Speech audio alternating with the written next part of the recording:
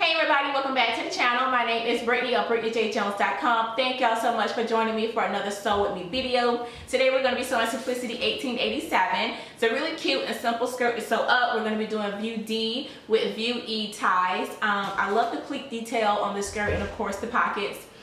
It was quick to sew up, like I said. The only thing I would caution you about is the front waistband. It has it has one diagonal stitching line. It's on a fold. You need to make sure that you transfer that on the right side of your fabric. I transferred mine on the wrong side, and of course, when it was time to sew it, I couldn't see it.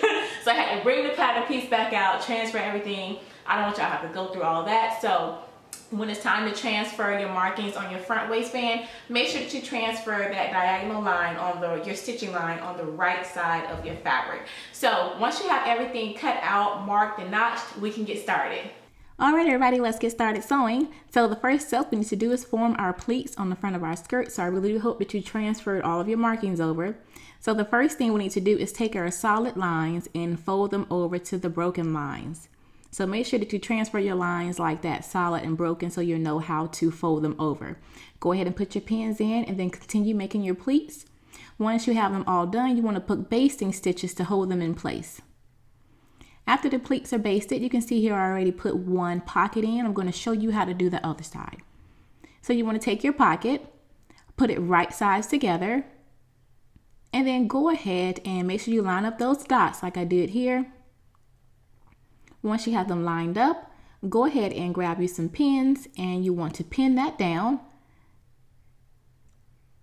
Once you have it pinned, go ahead and sew it down. And then you're going to fold the pocket over to create the pocket. And again, you should have transferred markings on the back of the pocket, dot at the top and one on the side. Those are going to line up at the top and on the side. But before we baste those down, we need to go ahead and sew the pocket. So pin the bottom of the pocket and then go ahead and sew that down. And then you want to baste the top and the side down closed. So once you have that, your skirt should be looking a little bit like this. You have your pleats and your pockets attached. Both of them are in and nice and neat. And now we can go ahead and sew the back of our skirt to the front. So go ahead and line your pieces up and sew your sides down. I have my pin. Now I'm going to take it to the sewing machine now.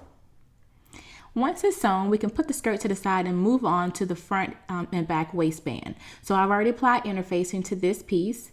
And now I'm going to line up the facing for it. You should have cut out 2 of these front waistband pieces, and then you're going to sew right along the top of the waistband. So go ahead and put your pins in. Again, we're not sewing the sides to the bottom, just the top of it. So once you have it sewn, it should look a little bit like this, and you should have also done some understitching.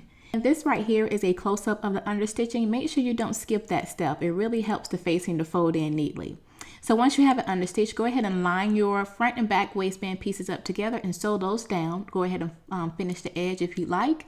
And then you want to fold it wrong sides together like I'm doing here. Go ahead and give it a good press. And then you're going to baste it together, but make sure you leave an opening. Baste it all the way around, but leave an opening. And so now once you have it basted together, you want to go ahead and line it up with your skirt.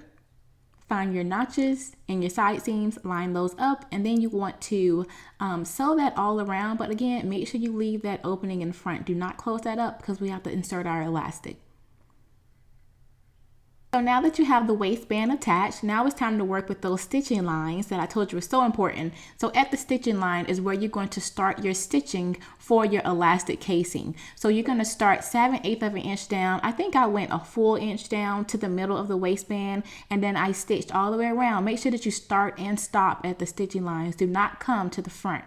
So once you have the stitching lines done, go ahead and grab you some elastic, and you want to go ahead and feed both of the elastic through the casings. Try to work it at the same time if you can. That will help with the elastic snatching back on you. So just try to work them 2 at a time. So as you can see here, I have my elastic pinned. It's just outside of that stitching line. I'm going to stitch it down closed right there on both sides. So go ahead and do that to yours. Once you have your elastic pulled through, then go ahead and stitch it down at the stitching line.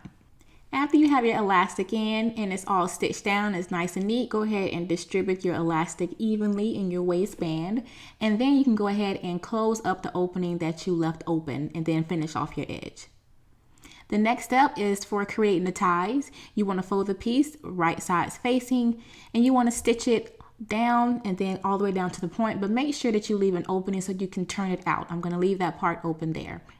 So go ahead and do that for both of your ties. Give them a good press. And then you want to line up your tie ends with the large and small dots that should be on your waistband and on your ties. Go ahead and stitch that down a 3/8 of an inch seam allowance. And then once you have that stitched, then you want to go ahead and fold that over and then stitch across that again on a 1/4 of an inch stitch. After you have your ties complete, the last step to finishing your skirt is to do your hem, and you are all done. So thank y'all so much for joining me for another Sew With Me video. I hope that you were successful at making your skirt. If you have any questions, leave them for me below. I'll be happy to answer. So yeah, y'all have a great day, and I will talk to you all in the next video. Blessings, everyone. Bye.